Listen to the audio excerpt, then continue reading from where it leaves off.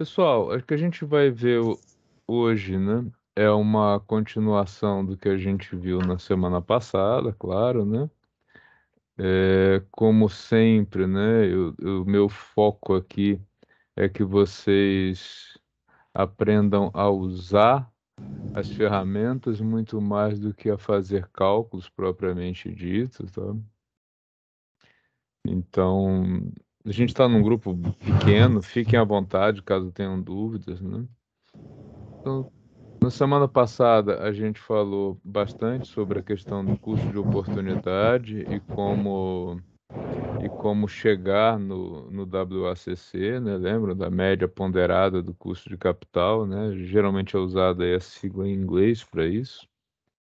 E hoje a gente vai ver como que isso culmina, como que a gente viu também questões de planilhas de financiamento, né? Para vocês se distraírem um pouco. E a gente vai chegar então, hoje, no que é o ponto crucial para um projeto de empreendedorismo, que é o cálculo do valor presente líquido, que é essencialmente a grande ferramenta que nós temos sobre. Tem gente entrando. Murilo chegando, ok. Que é essencialmente a grande ferramenta que nós temos para trabalhar a questão da viabilidade de um negócio, tá?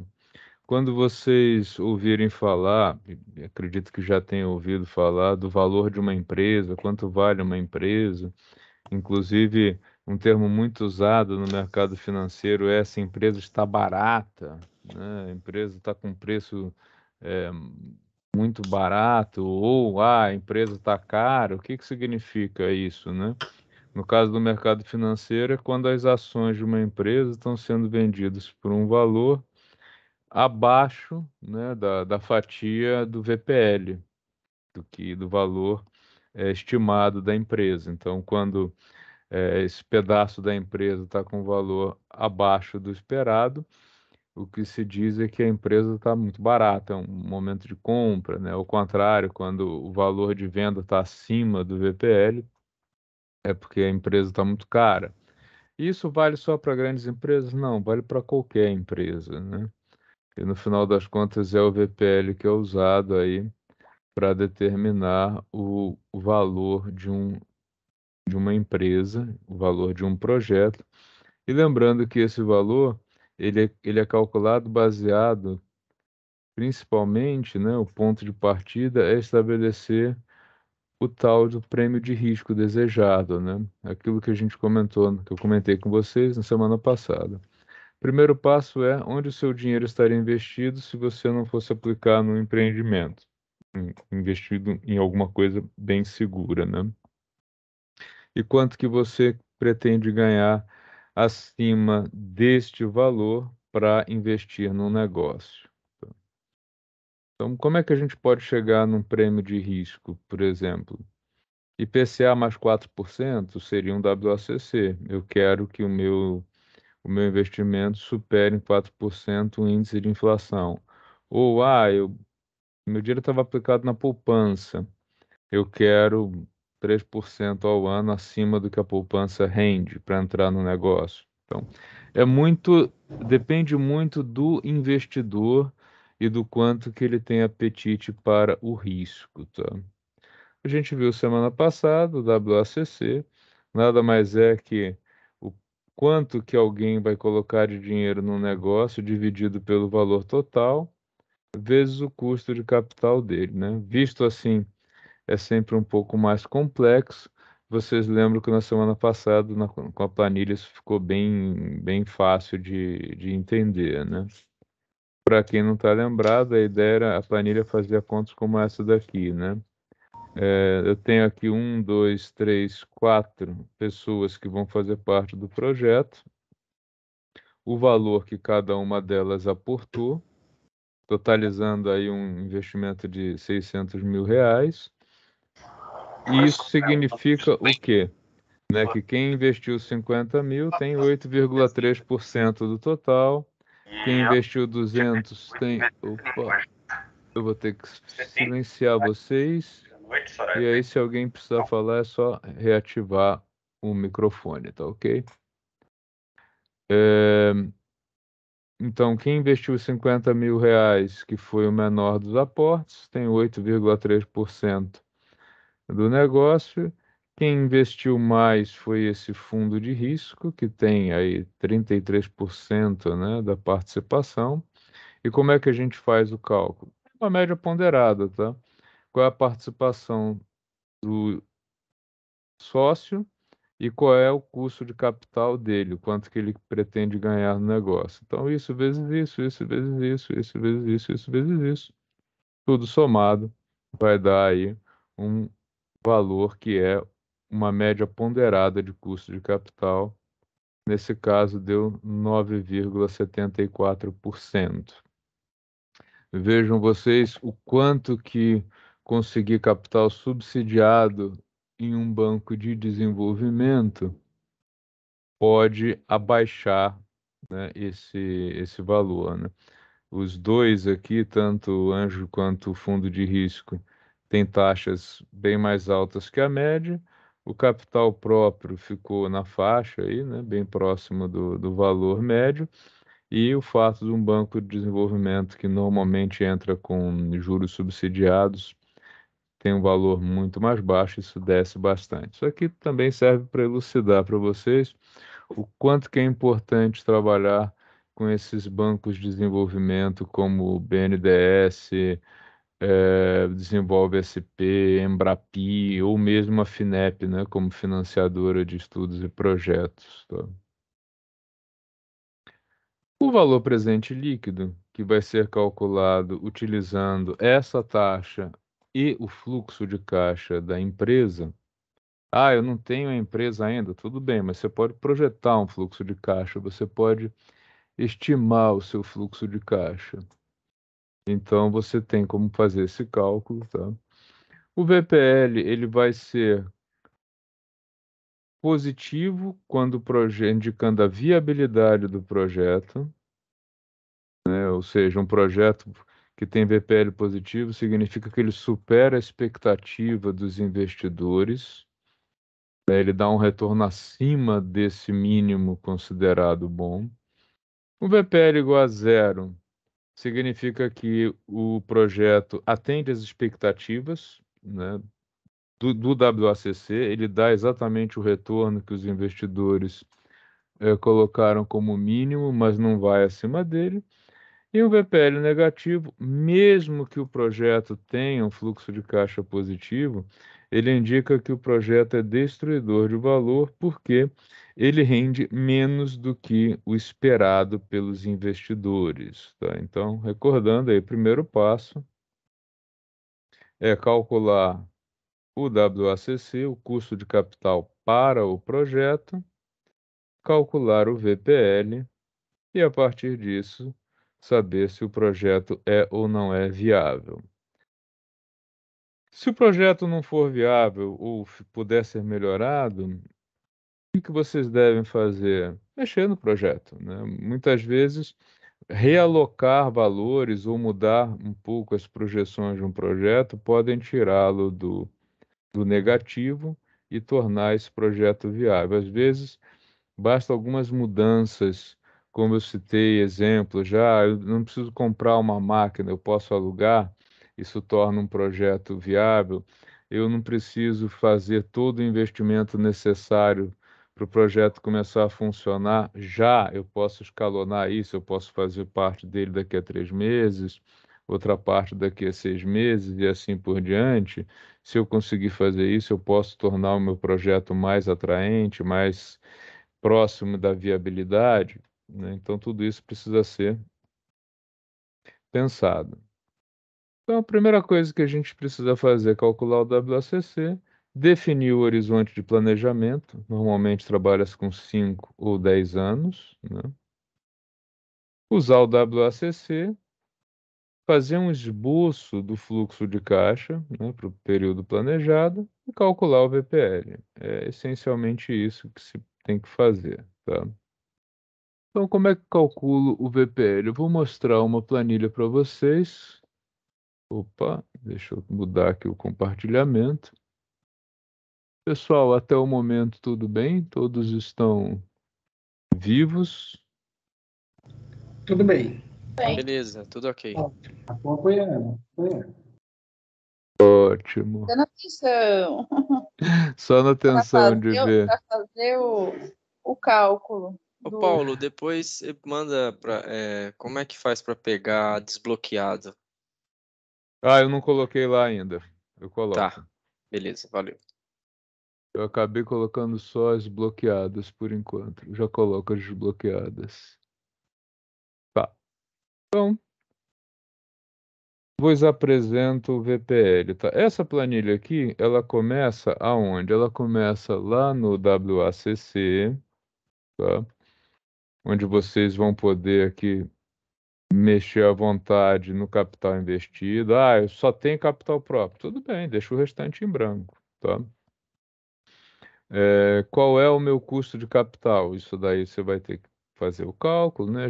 Eu forneci para vocês algumas ferramentinhas na semana passada para que vocês façam isso, né? Aquele IPCA mais alguma coisa, ou poupança mais alguma coisa.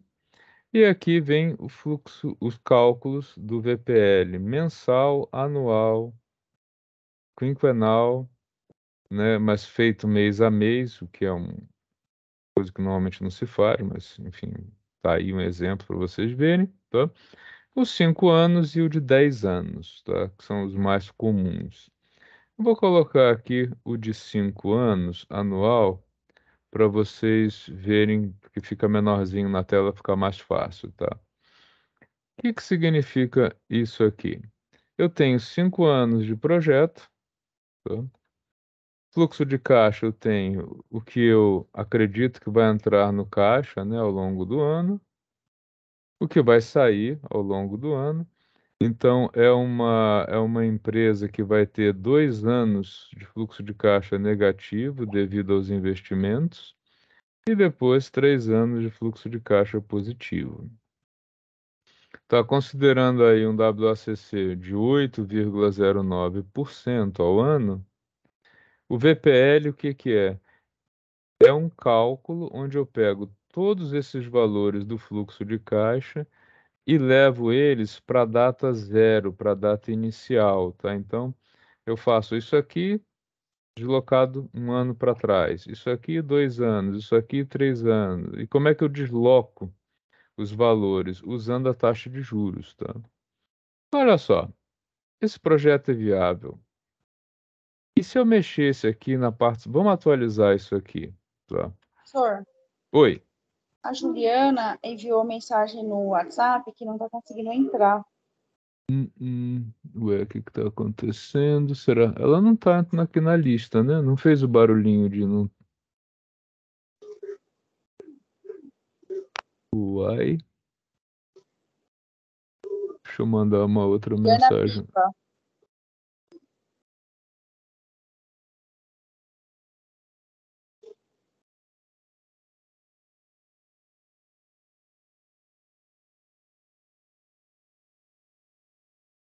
Mandei de novo o link.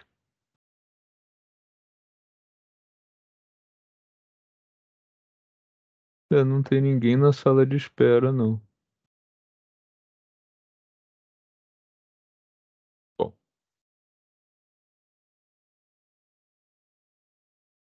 Olha só, então voltando aqui, vamos ver se ela consegue entrar. Me avisem aí, tá? Obrigado. Vamos atualizar esse WACC. A gente tem um WACC que não é mais realista, né? Lembrando que a gente tem hoje uma taxa básica de juros na economia muito mais alta. Então, se a gente pensar aí em colocar capital próprio, 16%, sócio investidor, um pouco mais, capital subsidiado, mas não vai ser menos que 14, né? E o banco aí, um banco de investimentos que supostamente tem um capital mais amigável, vamos colocar 12, tá? Vocês lembram que era 9, alguma coisa, pulou para 15,64. O que aconteceu com o VPL? Ele caiu bastante, mas ele ainda é um projeto viável. Tá? Ou seja, um projeto que resistiu a essa mudança brusca, né, na taxa de juros. Claro que ele ficou menos atraente, né? Se vocês lembrarem como ele estava antes, nós tínhamos esse projeto com 34.105 de VPL, ou seja, é como se eu aumentasse o capital dos investidores em R$ 34.000, 105,6, acima do valor que eles colocaram como mínimo, ou seja, né, cada um deles colocou essas taxas aqui e eu estou dizendo a eles que o meu projeto supera isso e paga esse valor e supera ainda em R$ 34.000. Já quando eu vou para uma taxa mais alta, não vou lembrar agora exatamente o que eu fiz aqui, mas vamos lá, acho que eu coloquei 16, 18, 14 e 12, se eu não me engano, e nós tínhamos aí o valor agora de 19, né, menos de 20 mil. O projeto ficou mais atraente, mas ainda assim ele é viável, tá? O que que eu tenho no VPL mensal? Ele está calculado só para um mês, tá?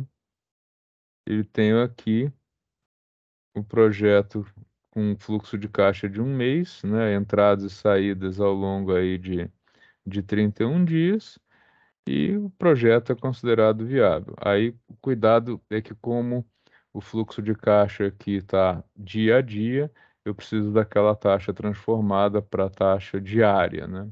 A planilha já está fazendo isso para vocês. VPL de um ano, bastante comum também. Eu tenho as entradas e as saídas do fluxo de caixa ao longo de um ano, né, mês a mês, e o VPL está sendo calculado utilizando a taxa mensal, né? Lembrando, se é mês a mês, taxa mensal, se é ano a ano, taxa anual.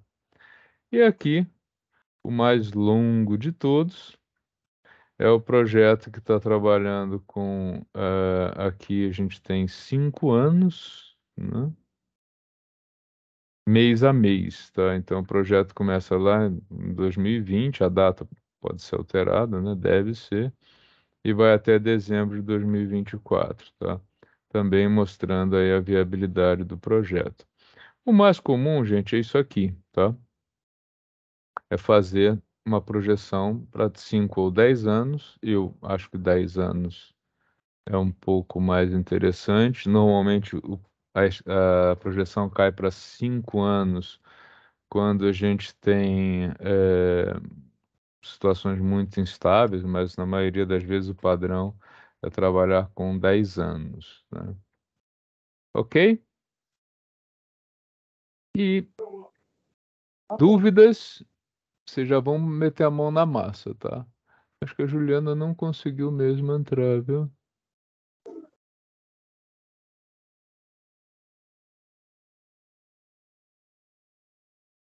Vou mandar um recado aqui.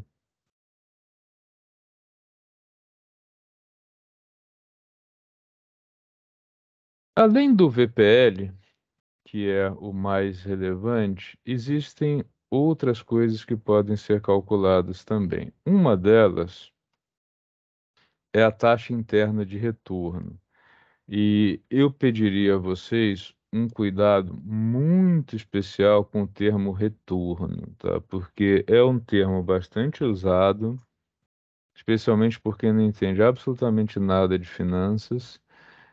E quando vocês ouvirem alguém falando, eu quero calcular o retorno, fuja, não sabe o que está falando, tá? Porque não existe isso. Existem 3 índices que têm o nome retorno e eles são coisas diferentes, tá? O que a gente vai ver agora chama-se taxa interna de retorno. É um cálculo matemático nem sempre possível de ser feito. Existe um outro índice que é o retorno sobre patrimônio líquido, muitas vezes referido na literatura pela sigla ROE, ROE, e existe o ROI, que é o retorno sobre o investimento. Então, assim, se alguém disser, eu quero calcular o retorno, essa pessoa não sabe o que está falando, né? O que é retorno? A taxa interna de retorno eu vou mostrar para vocês agora. O retorno sobre o patrimônio líquido é o cálculo do VPL dividido pelo patrimônio líquido, tá? E o retorno sobre o investimento é o VPL dividido sobre a totalidade do investimento num projeto.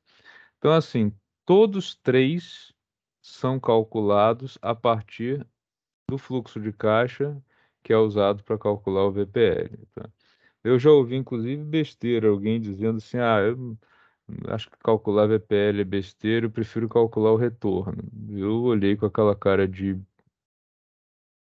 assim, o que que essa pessoa está querendo dizer, se a única maneira de calcular todos os índices vinculados a retorno é exatamente sobre o valor presente líquido, tá? A taxa interna de retorno, ela é calculada, deixa eu abrir a outra planilha, que é a última. Dá para calcular a taxa interna de retorno até numa calculadora financeira. A 12C, por exemplo, faz isso muito bem. Mas o problema da taxa interna de retorno é que nem sempre o cálculo é possível, tá, de ser feito. Vou pegar aqui no anual. O que que significa a taxa interna de retorno? Ela é o cálculo feito. Qual seria o valor do WACC que tornaria o VPL zero? Ou seja, é o valor que o projeto remunera o capital, que aquele fluxo de caixa remunera o capital. Então, como é que ele dá a viabilidade? É simples, tá? Aqui nós temos um custo de capital de 0,86% ao mês. E a taxa interna de retorno foi calculada como 2%. Como ela está acima do WACC, significa que o projeto é viável, tá? Então, normalmente a gente faz o cálculo do VPL da TIR só para verificar se não houve nenhum erro, tá? Então aqui também, ó. Por que que esse projeto é viável? O VPL é positivo em 5 anos? Sim, mas a gente está falando de um projeto que tem uma taxa interna de retorno de 32%, frente a um WACC de 10,85, ou seja, o projeto rende isso e o mínimo requerido pelos investidores era isso. Então, o projeto é viável, ele é muito atraente, tá? Aqui também um acima do outro. Tá? Quando os dois forem muito próximos, quanto mais próximos eles forem, mais o projeto vai estar ali empatando. Agora sim, não, mas é a Daniele, não é a Juliana que está entrando. Tá?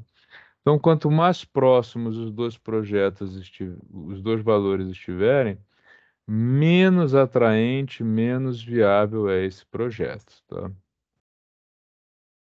que que quero mostrar para vocês? Aqui vocês têm alguns exemplos, tá? Ah, sim, esqueci de comentar. Como é que a TIR é calculado no Excel? TIR da primeira à última linha do fluxo de caixa. Só isso, tá? Então, quando a TIR supera o WACC, o projeto é viável. Quando ela iguala, é um projeto que ele já é viável, mas pode e deve ser melhorado. E quando a TIR é inferior ao WACC, o projeto é inviável. Essa é uma situação muito, muito típica, tá? Em que um projeto, ele contabilmente é lucrativo, mas ele não supera a expectativa do investidor. E aí ele não é considerado viável porque ele não vai atender as expectativas, né? Então, o que a gente quer fazer agora, né? Eu quero que vocês definam um horizonte de planejamento, calculem o seu WACC, esbocem o seu fluxo de caixa e calculem a TI. Como é que a gente vai fazer isso? Agora ficou todo mundo assustado, né? Vão dizer assim, nossa, agora o cara pirou de vez, ele acha que a gente vai conseguir calcular isso. É para 5 ou 10 anos. Então, eu preparei um negócio, um presentinho para vocês, Opa, boa notícia. que me deu bastante trabalho. E eu gostaria que vocês depois me dissessem o quanto que vocês vão conseguir usar, porque é a primeira vez que eu resolvi fazer algo do gênero, tá? Em geral, eu sou mais deixo o pessoal fazer sozinho. Essa planilha aqui, ela tem 5 passos para ajudar vocês a fazer essa construção. Tá? Ela está bloqueada, essa daqui. Eu não sei se eu vou fornecê-la desbloqueada tão cedo, porque é muito fácil fazer besteira nela. Vocês vão ter um pouquinho mais de prática antes, tá? Então, vou fazer um esboço aqui com vocês. O que vocês vão fazer? Selic está aqui, né? Se tiver alguma alteração, muda. Ah, eu não quero usar Selic, eu quero usar o CDI. Pega o CDI anual e coloca aqui, tá? Não tem problema. Prêmio de risco. Quanto você quer ganhar acima da taxa básica? 4% ao ano, 5% ao ano. Você vai ter que pensar nisso, tá? É uma decisão bastante pessoal. Aqui a gente está fazendo um cálculo com um investidor só, tá? Uma limitação do modelo. Legal. Feito isso, com essas duas informações, o sistema vai calcular qual é a taxa básica do projeto, tá? 13,75 com 4% dá 18,3% ao ano, ou 1,41% ao mês, ou 4,3% ao trimestre, tá? Então, até aqui, acho que nenhuma dúvida, né? Ah, saiu um anúncio do governo, subiu a Selic para 14%. Tudo bem, você vem aqui, bota o 14, opa, bota o 14%. Ixi, tô mal hoje. Bota o 14% e pronto, tá? O projeto subiu já fez a alteração, tá? Então tá bem fácil. Ah, eu não quero ganhar 4, eu quero ganhar no mínimo 8%. Tudo bem, você vem aqui e altera, tá? Ele vai fazer o cálculo para você. O segundo passo, você vai fazer, lembrando aqui que só os amarelinhos vocês vão preencher, tá? Vamos estimar os investimentos necessários para que você comece a sua operação, o momento em que vocês vão ter que pensar no projeto de cada um de vocês, tá? E aí, alguns termos que são importantes de serem pensados, porque é o que vocês vão encontrar aí quando forem fazer os seus pedidos, né? Inclusive de fomento, tá? O que você precisa para começar? De máquinas e equipamentos. Aqui você coloca o que você precisa, qual é o custo unitário disso e quantos você precisa. Tá, eu preciso também aqui de sei lá, de um conjunto de ferramentas que custam R$ 8.000 e eu preciso de um desse. Opa, a planilha não funcionou. Deveria estar funcionando aqui. Espera aí que eu já vou arrumar. Viu como é bom testar?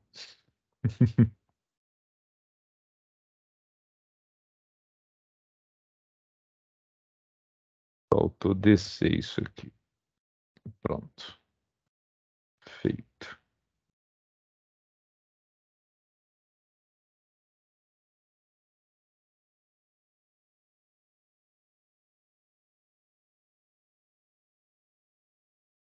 Então, continuando, tá?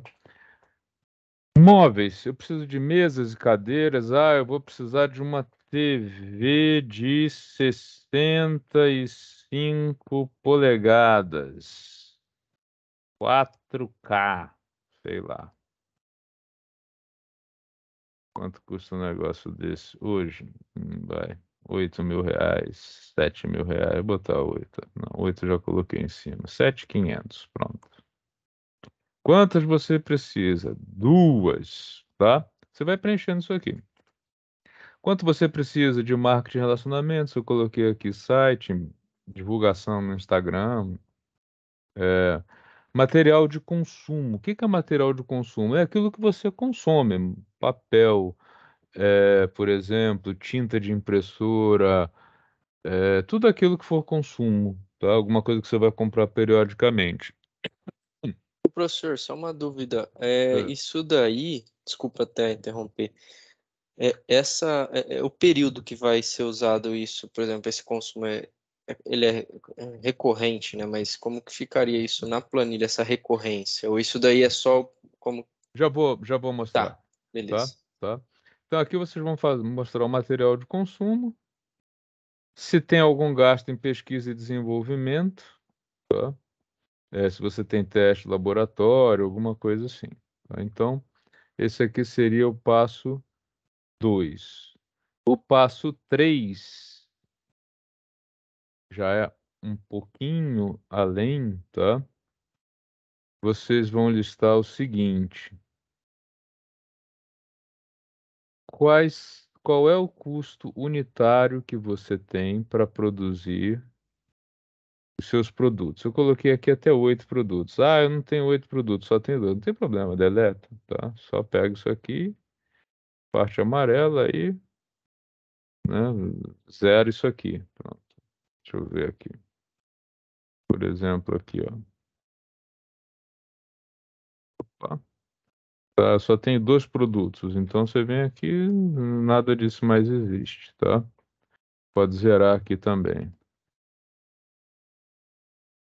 Eu só tenho 2 produtos. O produto 1 eu vou produzir ele a R$ 20. O produto 2 eu vou produzir a 40. Esse é o meu custo para produzir este bem. Eu estimo que eu vou vender 100 do produto 1 e 50 do produto 2 no primeiro ano de operação, tá? E qual é o preço de venda desse mesmo produto? Ah, o de 20 eu estimo vender por 200 unitário e o de 40 eu estimo vender por 350, tá? Então tá aí, feito. Isso aqui seria tudo zerado. Tudo bem. Próximo passo: custos fixos da empresa. Ó, salários, aluguel, telefonia, manutenção do site.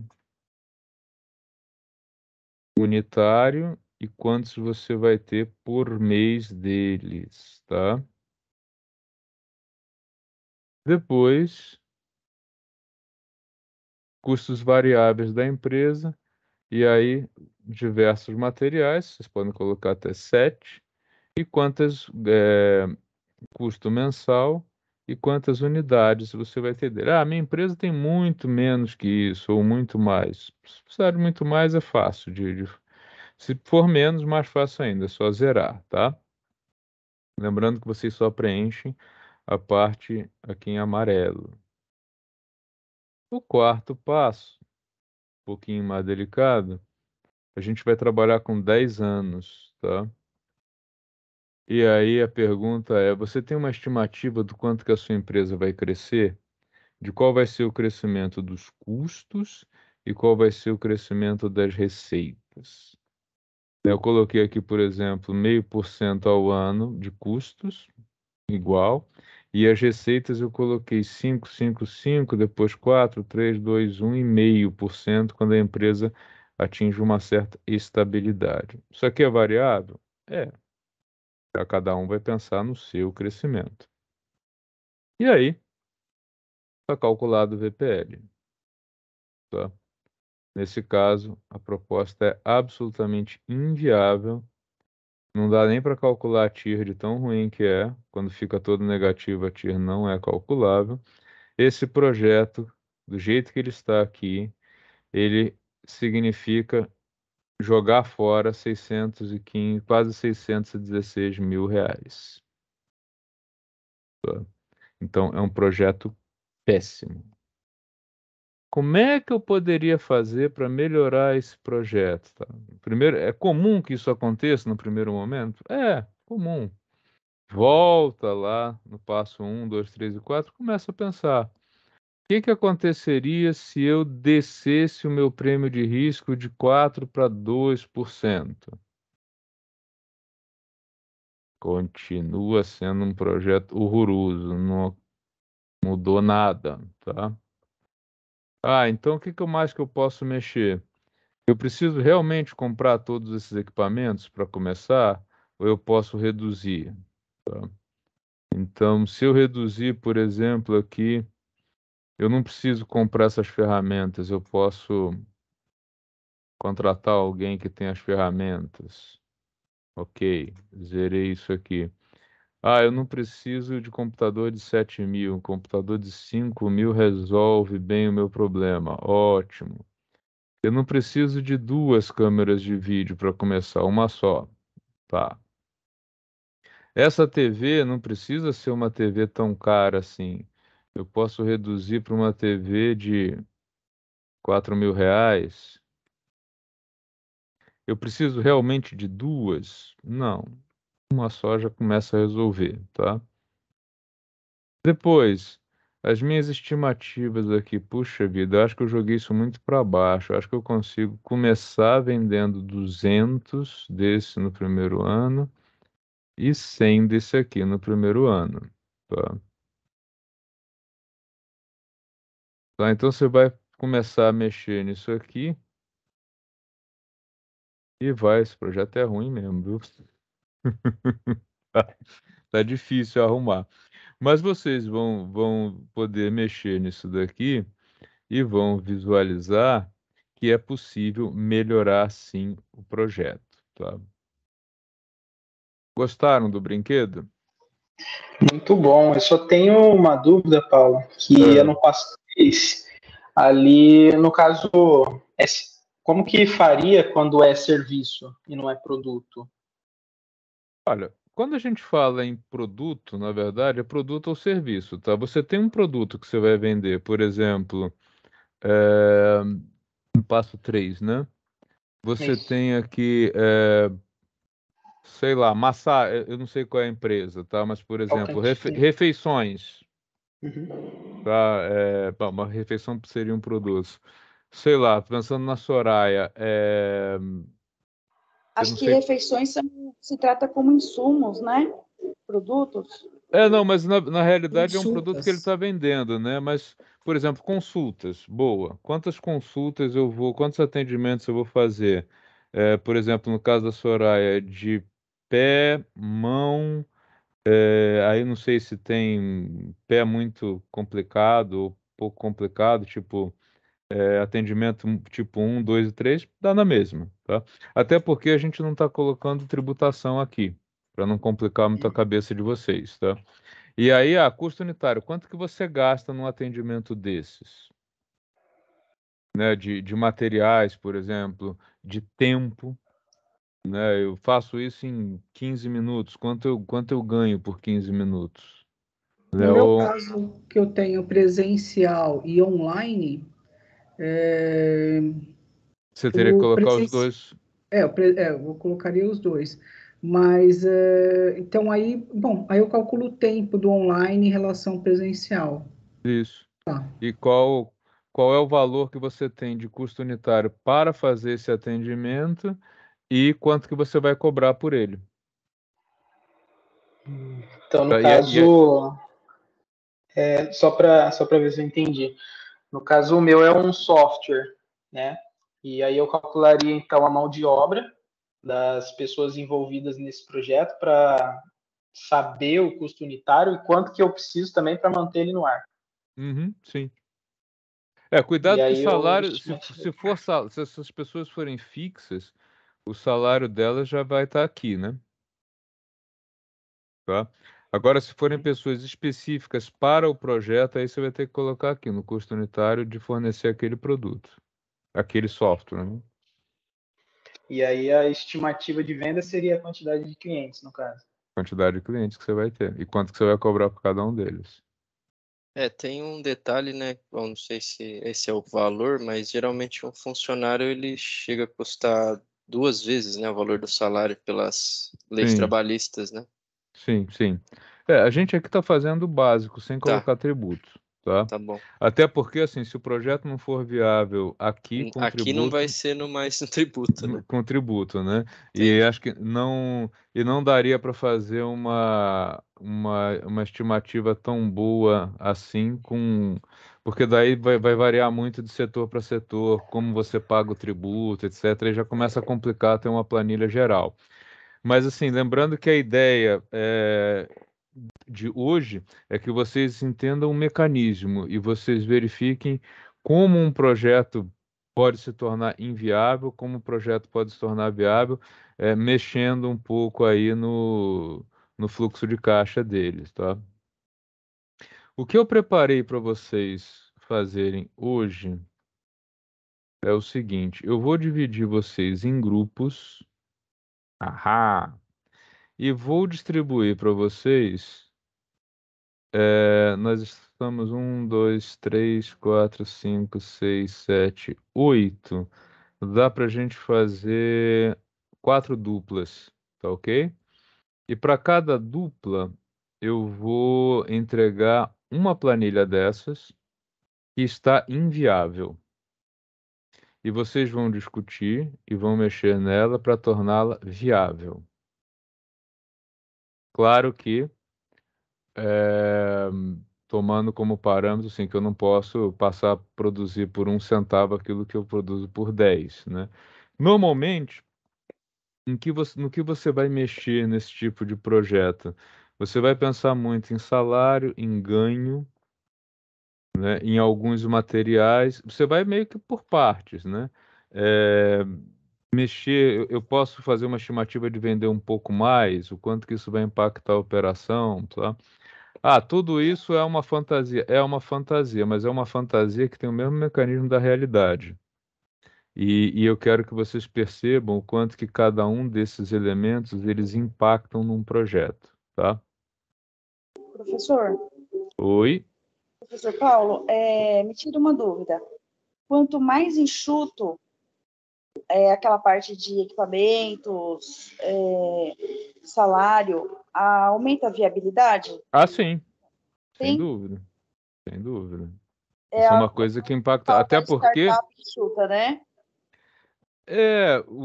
a ideia é muito assim, você realmente precisa comprar um equipamento ou você pode alugá-lo? Certo. Né? Você precisa realmente de um carro? Você precisa realmente da TV de 65 polegadas ou uma de 40, 50? 40 já está fora do padrão. Uma de 50 que é muito mais barato resolve. A estratégia é organizar o custo, né? Pra- Exatamente. Pensar nas entradas e saídas, que é o ponto fundamental agora para vocês, para que o projeto se torne viável, né? É, às vezes também, eu preciso realmente alugar um ponto. Será? Ou eu consigo fazer isso trabalhando de casa? Ou eu consigo um escritório compartilhado? Né? Se é uma questão que vocês precisam começar a pensar, e o objetivo aqui é que vocês vejam o quanto que esses elementos vão impactar no negócio de vocês. E é exatamente esse ponto que sempre que vocês forem buscar investimento, vai ser cobrado. Porque uma coisa que é poucas coisas, eu diria que são gerais de todos os investidores. Uma das poucas que eu vejo como geral é eles investem em pessoas e eles querem avaliar o quanto que você conhece o negócio. Então, se você não for capaz, por exemplo, de dizer, olha, tal coisa tem impacto muito pequeno, não vale a pena baratear nisso. Tal coisa pode ser mudada, né, e realmente vai ter um impacto grande. Isso vai mostrar para quem está avaliando, para quem está entrevistando vocês, o quanto que vocês entendem do negócio. Por quê? Se eu vou investir numa empresa, eu não quero ter trabalho com ela. Eu quero que você, que é o dono da ideia, faça a gestão. E eu quero saber o quanto que você entende do negócio. Tá? São coisas assim. Pode falar, quem, Perfeito, eu entendi. A tá? credibilidade está na nossa gestão, né? Para isso. Exatamente. No quanto que você conhece do negócio. Por exemplo, você vai produzir alumínio, tá? 50% do custo do alumínio é energia elétrica. Então, quando a energia elétrica sobe de preço, o cara que produz alumínio, ele arranca os cabelos, né? Porque para ele isso é muito importante. O dólar impacta no seu negócio? Talvez, se você tem produtos importados dentro do seu portfólio, né? Então, tudo isso você precisa descobrir. Eu tenho um valor de entrega lá na. Eu gasto dinheiro com entregador, porque eu forneço produto entregando na porta, né, do cliente. Então, o combustível impacta no meu negócio, muito. Eu trabalho com exportação. Putz, então, assim, custo de transporte, avião, taxa alfandegária, etc, etc, tem um impacto enorme. Então, isso você precisa entender, tá? Do negócio. Eu vou mostrar aqui as planilhas que vocês vão receber, elas têm esses nomes, caso 1, 2, 3 e 4, tá? Deixa eu abrir uma delas aqui, só para vocês verem como é que ela tá. Ela tem os 4 passos já preenchidos, tá? Então, o que que vocês vão mexer? Nossa, esse computador aqui tá muito caro. Puxa vida, esse produto aqui tá. Nossa, tem um salário aqui de 5 pau. Isso aqui é o gerente. Não, não precisa de um gerente com esse valor. Eu posso reduzir. Reduzir em quanto? Diminui esse prolabore. Né? Prolabore, vamos descer esse prolabore aqui para um menor, né? E aí você vai. Ah, isso aqui, ó, meu custo vai subir mais do que isso. Nossa, eu não vou conseguir ter isso aqui tudo de aumento de receita, né? Pô, talvez seja um pouco menor. Tudo isso você precisa rever. Para quê? Para que esse VPL saia do inviável e pule para o proposta viável. Tá? Então, esse aqui é um deles. Eu vou, então, agora. Acho que o jeito mais fácil é. Ô, Paulo, Oi. pô, desculpa, sendo o chato da aula aí, eu estou de plantão, então pode ser que eu não consiga participar. Se você quiser fazer em frio, porque eu estou no celular aqui, estou conseguindo assistir normal, né? Mas Tá, se me chamarem, eu vou ter que desconectar, e aí a dupla que estiver comigo eu vou acabar deixando na mão. tá. Deixa eu ver aqui. Nós estamos 1, 2, 3, 4, 5, 6, 7, 8. Então vamos fazer. Alexandre, eu vou fazer o seguinte: eu vou colocar 7. Eu vou colocar 3 duplas e um trio, pode ser? Sem problemas. Aí eu fico aí só assistindo mesmo, vendo como funciona. Porque se Tá. me chamarem, eu vou ter que parar e eu não posso entrar lá no setor com fone de ouvido, entendeu? Deixa eu ver o que que acontece quando eu colocar trios. Deixa eu ver. Eu vou criar as salas automaticamente. Só um minutinho.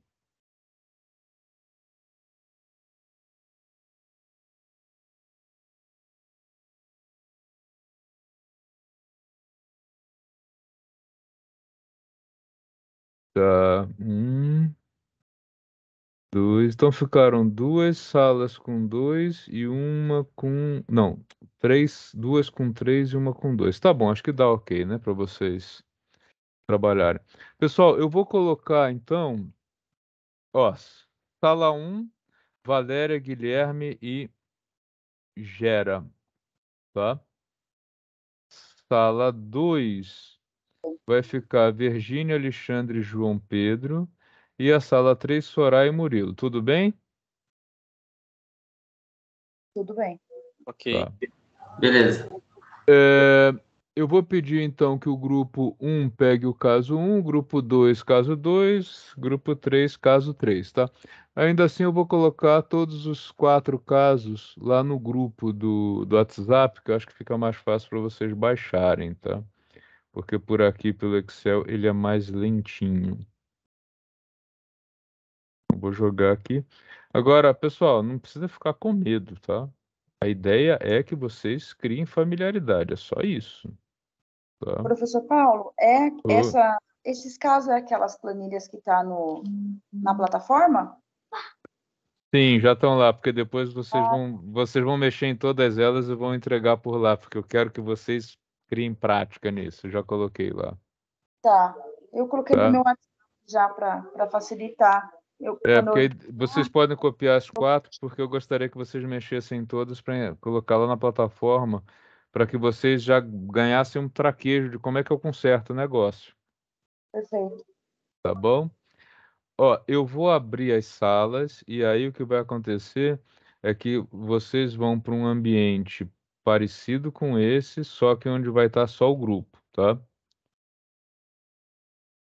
E aí lá vocês vão poder discutir só dentro do grupo cada uma das planilhas. E eu vou rodando por esses grupos, tá ok? 1, 2, 3, vamos lá.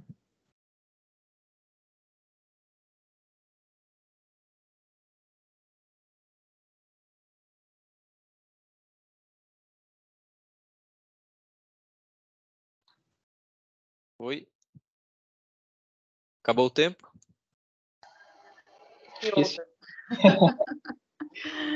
Bota. Quem fez, fez. Quem não fez, Tchau. faz de novo. Faz de novo. Beleza. Bom, o que deu, deu. Deu. Nem viu o passo Vamos ver. 4 aqui. É que a gente, os detalhes que a gente. É que a definição e detalhe que pega. Tudo Mas bom? E aí, se divertiram muito? bacana. Deu para esquentar a cabeça. Mas Legal. Eu queria ouvir aí de cada grupo com as soluções que vocês deram, como é que foi. Se conseguiram chegar, todo mundo conseguiu viabilizar? Sim. habilizamos. Não é fácil, né? Na verdade, a gente não terminou aqui, eu tava até Tá. terminando. Mas não é fácil, não. Tem que. A gente acha que não gasta tempo, mas gasta. Sim, é uma coisa que leva tempo. E muitas vezes é interessante vocês fazerem esse exercício porque você começa pensando numa estrutura de empresa e vai para uma coisa totalmente diferente. Por exemplo, o pessoal da sala 1 começou a pensar, e se a gente não comprar o equipamento, se a gente alugar? E aí você vai tirar o valor lá de máquinas e equipamentos e vai colocar em aluguel. Uhum. Né? E a gente nem pensou, a gente ainda está numa fase que a gente não está ainda tratando de tributação, né? Não vale a pena mexer nisso agora, mas eu já alertei para ele o seguinte: isso tem um impacto fiscal enorme dependendo do tipo da empresa. Por que as empresas grandes ou as empresas que, assim, existem empresas que têm lucro presumido e as empresas que trabalham com lucro real, tá? E tem a microempresa que tem lá aquele teto. A empresa que é optante pelo simples, o que para ela tanto faz se ela compra ou aluga, tá? Porque ela paga o imposto de uma maneira calculada de uma maneira muito simples, tá? Qual é a diferença entre nas outras empresas? A história do lucro presumido e do lucro real. Lucro presumido significa o seguinte: você tem uma contabilidade mais simples e você não precisa provar os seus custos, os seus gastos, mas você paga imposto pelas suas vendas. E ponto. Vendeu, você paga um percentual sobre essa venda. Já a empresa que trabalha com lucro real, ela tem que ter uma contabilidade mais complicada porque ela precisa comprovar o que ela comprou e ela paga o imposto sobre o lucro. Por isso que ela precisa provar o que ela gastou. Onde é que eu queria chegar com isso? Uma empresa que trabalha com lucro real, ela tem muito interesse em alugar. porque ela não gasta o dinheiro, não empata o dinheiro comprando, e ela reduz o lucro contábil, que é em cima do qual ela vai pagar o imposto. Então, assim, ao invés de comprar um prédio, eu alugo. Esse aluguel reduz o meu lucro, reduz o meu imposto a pagar. Se eu compro o prédio, eu aumento o lucro e eu gasto, empato o dinheiro e passo a pagar mais imposto. Então, eu prefiro alugar. Ah, eu prefiro alugar o carro. Mesmo motivo. Tá? Por isso que que as empresas que trabalham todas as empresas grandes são obrigadas a trabalhar com lucro real e algumas, dependendo do setor, também. Tá? Então, tudo isso ajuda vocês a entenderem como é que você começa a desenhar a estratégia de viabilidade de uma empresa. A gente está fazendo aí o beabá. Será que a empresa é viável? Não é? Quanto que eu preciso vender? E aí, o exercício que vocês vão começar a fazer com relação ao projeto de vocês é o seguinte, tá, mas para eu vender muito mais, eu preciso produzir. E aí, isso aumenta o meu investimento? Eu vou dar um exemplo de uma empresa que eu conheci que não deveria nem ter aberto as portas. Era uma pastelaria. Para os caras conseguirem empatar, para não ter lucro, eles precisavam vender, em média, algo em torno de 70 pastéis por dia. Eles não tinham maquinário para produzir isso. Eles não vendiam porque não tinha mercado, tá? Eles estavam muito mal posicionados. Mas ainda que eles tivessem gente querendo comprar o produto, eles não tinham maquinário para vender, para produzir 70 por dia. Então a empresa, ela estava quebrada, ela partiu quebrada. Por quê? Se você verifica que para você ser viável, você tem que produzir 1.000, tem que vender 1.000 por mês, aí você tem que rever o que você tem de máquinas, equipamentos e investimentos, se é suficiente para produzir aquilo. Por isso que eu coloquei passo 1, 2, 3 e 4, parece linear, mas não é, na verdade você vai ficar indo e voltando. Vocês vão ficar Mão indo de e obra voltando. também, né? Mão de Quantidade obra de mão também. de obra. Exato. Eu preciso Tudo em ter parte. um funcionário fixo ou eu posso contratar um freelance? Eu percebi que tinha um freelance ali. Eu falei, deve ser aquela pessoa da faxina, que é R$ 200. Exato, né? E aí você tem que pensar, essa pessoa. Pera, eu vou só mutar todo mundo, depois vocês podem reabrir, que tem alguém que está dando retorno aqui. Só um minuto. Só reabrir o microfone, quem precisar falar. Então, eu queria que vocês começassem hoje a se familiarizar com essa construção, que ela é importantíssima para que vocês, pelo menos, possam dizer, ó, parece que é viável, agora vamos trabalhar com um contador, vamos procurar alguém que faça os cálculos dos impostos, né? E quanto que isso vai me custar por mês, etc. Ou se for uma microempresa, ok, você vai colocar lá o valor dos R$ 70 por mês, e se você não ultrapassar o teto mensal. É o mais simples, tá? Por isso que eu não quis fazer, varia muito caso a caso, né? Se for uma microempresa que vai ficar dentro do faturamento pelo menos por um período, você vai colocar lá o gasto que é o pagamento dos R$ 70 por mês que você vai pagar. Se for uma microempresa, aí já tem um outro gasto. Então, varia muito. Oi, Paulo, pode... se no início começa com MEI e depois vai para micro, dá para fazer isso daí? Normal, muito comum, super comum. Então, colocar assim no início, vai, nem um ano, vai, primeiro semestre, MEI, segundo, micro. Sim, não tem nenhum problema. Você pode evoluir. Essa migração é bastante comum, tá?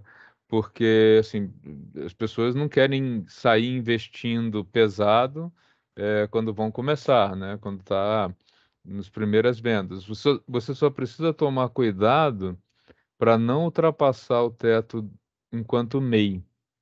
Se você sentir que começou a chegar muito perto do teto, aí vale a pena fazer a migração logo.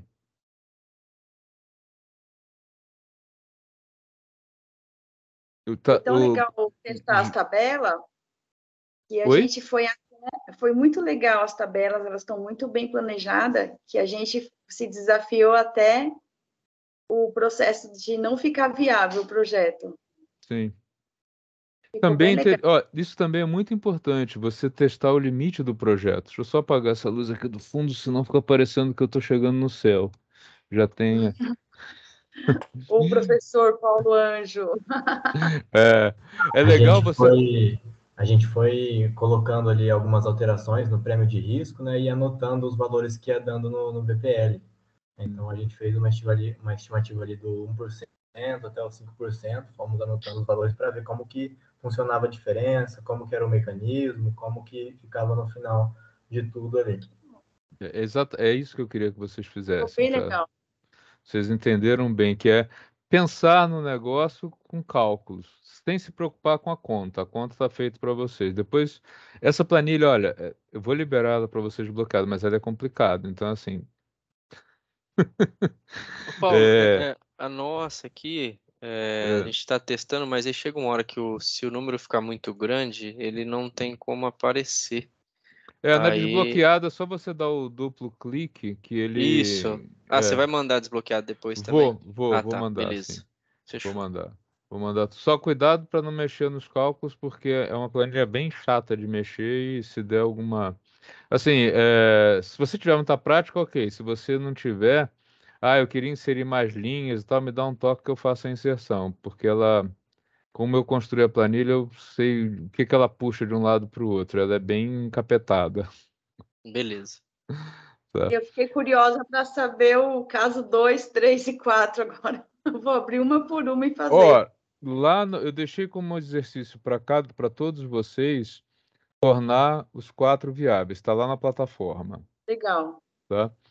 E na sequência, vocês vão fazer uma para o negócio de vocês, que isso vai entrar lá no plano de negócio de vocês, né? Que é uma coisa importante mostrar que é viável, é, se é razoável pensar que aquele número de vendas por mês, ele existe, né? Crescer muito no primeiro ano é uma coisa que pode acontecer, sim, mas olha só, quando a gente pensa toda empresa, tá, de sucesso, ela tem uma fase de crescimento rápido, depois ela vai tendo uma fase de crescimento mais lento, e ela, quando ela fica maior, ela dá uma estagnada, tá? Isso é normal? Claro que é normal, porque você entrou num mercado. Eu vou dar o exemplo do pessoal da cantina que está aqui, que eu estou vendo primeiro. E o pessoal, eles entraram no mercado, começaram a vender, você vai começar a ganhar mercado, né? Se fizer bastante sucesso, crescer rápido nos primeiros anos é relativamente simples, porque você tem um volume pequeno de vendas. Então, vou aumentar 10%, 20%, 30%, normal. Na medida que você vai crescendo, você vai chegando na sua fatia de mercado, cara. O que que acontece? Quando você chegar na sua fatia de mercado, você vai dar uma estagnada, Eu né? estava com isso daí naquele passo 4. E você É, vai vendo que tem um crescimento muito grande e depois vai estagnando, né? Eu porque estava isso com é dúvida de normal. verdade. Isso é normal. Imagine o seguinte, uma empresa como a Coca-Cola, vou falar de uma empresa que todo mundo conhece, ela tem uma taxa de crescimento anual ridículo. Ridículo. Por quê? Porque a Coca-Cola já é enorme. Para a Coca-Cola conseguir aumentar a venda dela em 2, 3% num ano, é um esforço enorme. Porque as pessoas já consomem muito esse produto, né? Ela já tem uma fatia muito, muito grande do mercado. Então, quanto maior é a empresa, em volume de vendas, né, ela vai tendo mais dificuldade de crescer. Você imagina o seguinte, um banco como o Bradesco, que tem uma base gigantesca de clientes, o Bradesco não consegue nem só aumentar o número de clientes dele em 10% no ano. Surreal. Nem existe gente no país para abrir isso, né, de novo cliente. Não tem.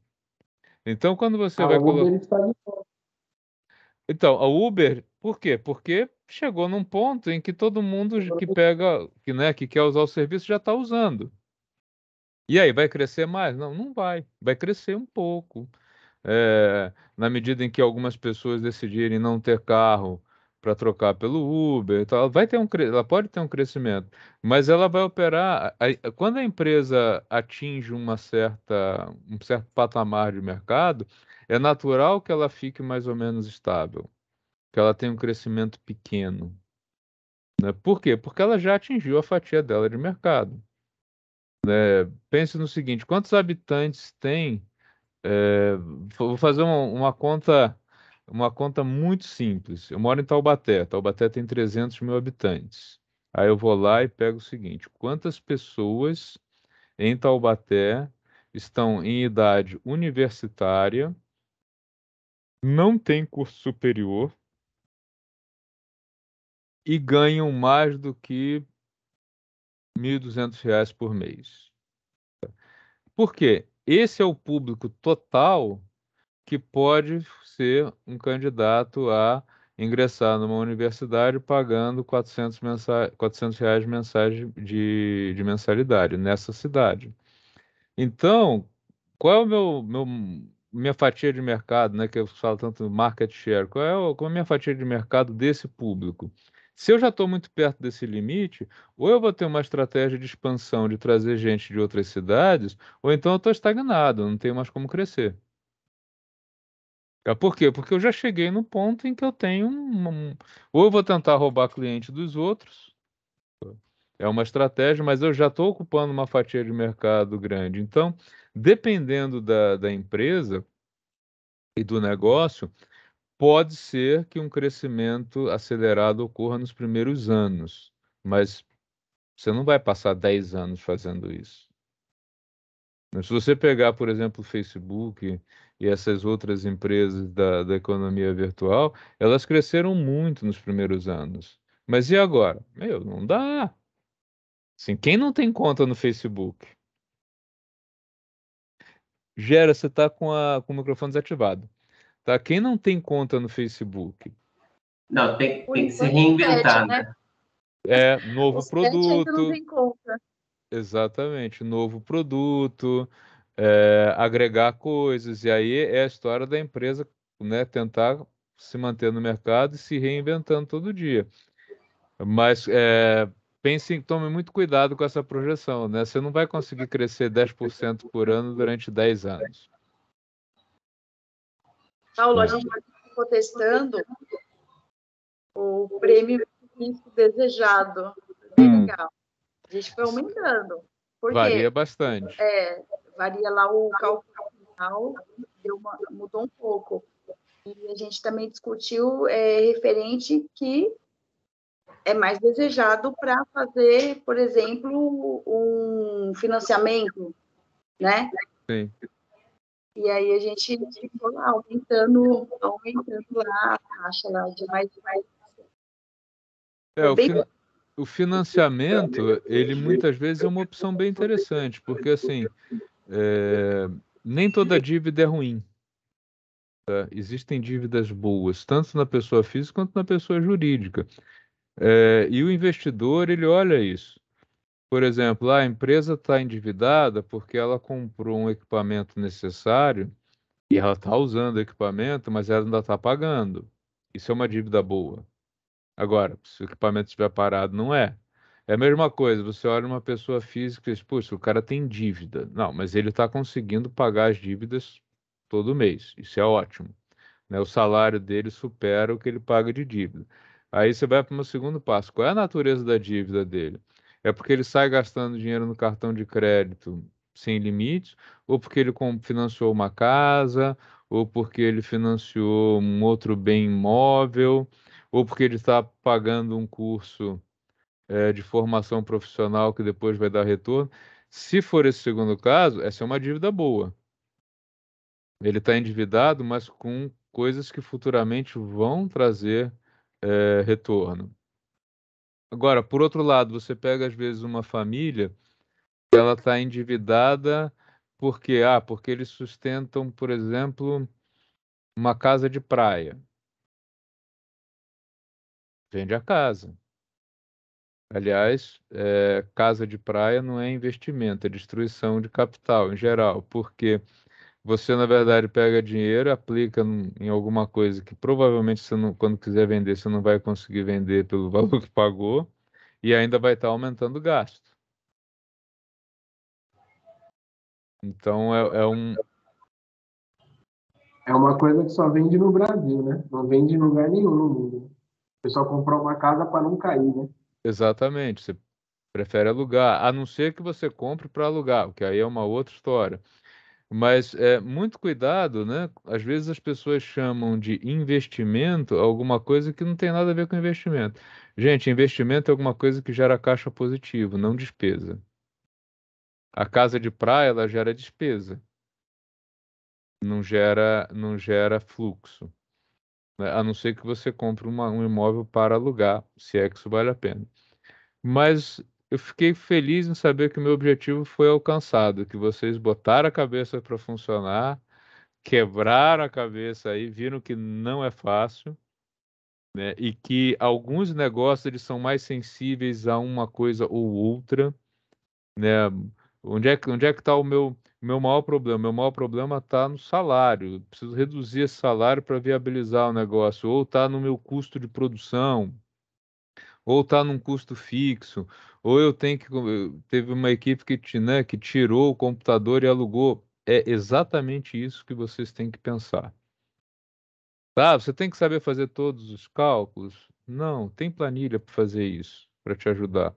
Mas é importante porque na hora que vocês forem conversar com alguém sobre o negócio de vocês, é extremamente importante que vocês demonstrem que vocês conhecem o negócio, que você sabe onde você ganha dinheiro e onde você pode perder, que você sabe onde pode estar o erro de um negócio. Às vezes, uma empresa ela se torna inviável por erros infantis até, né? Quando você resolve comprar ao invés de alugar, contratar mais gente do que deveria. Tudo isso também, pessoal, precisa ser pensado sempre em maximizar o uso da mão de obra. Eu vou dar um exemplo que é da rede de hotelaria, né? O sujeito tem uma pousada que tem lá 8 quartos. Aí ele resolve ampliar para 10. Ele quebra. O motivo é simples. De 8 para 10, ele precisa contratar mais funcionários. Ele não consegue tocar com o mesmo número.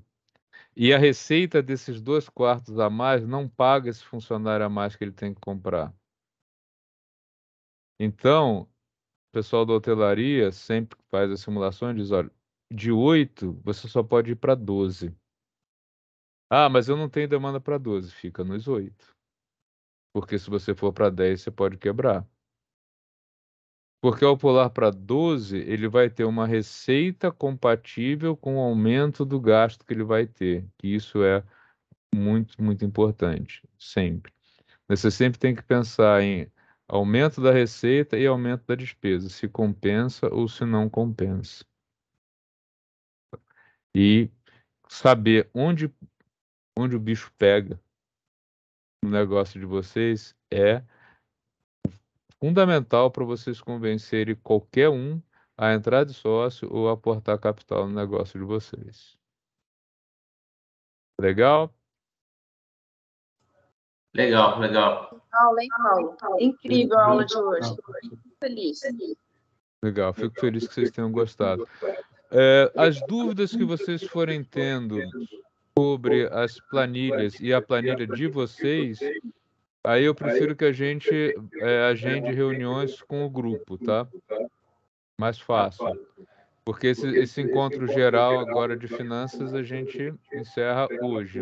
Mas não quer dizer que a gente não possa voltar a tocar no assunto, né? A gente, Ótimo, beleza. né? É só me avisar, estamos cheios de dúvida aqui. Ah, se for mais de um grupo, beleza, a gente marca outro encontro. Mas o mais importante agora é que vocês botem a mão na massa e comecem a pensar no assunto. Beleza, beleza. Tá bom, então? Valeu, obrigado. Pessoal, ótima noite para todos. Prazer tê-los revistos. Ainda bem que eu não precisei do hospital. Tá tudo bem Graças a aqui? Deus, ninguém... Ainda bem, né? Tá Deu bom? tudo certo. Pessoal, qualquer dúvida, eu estou à disposição de vocês, eu e o Gerson, tá bom? Uma ótima Abraço. noite para todos, um abraço. Boa noite, boa noite. Boa noite a todos. Valeu, até mais. Tchau, tchau. Até mais. Tchau, tchau.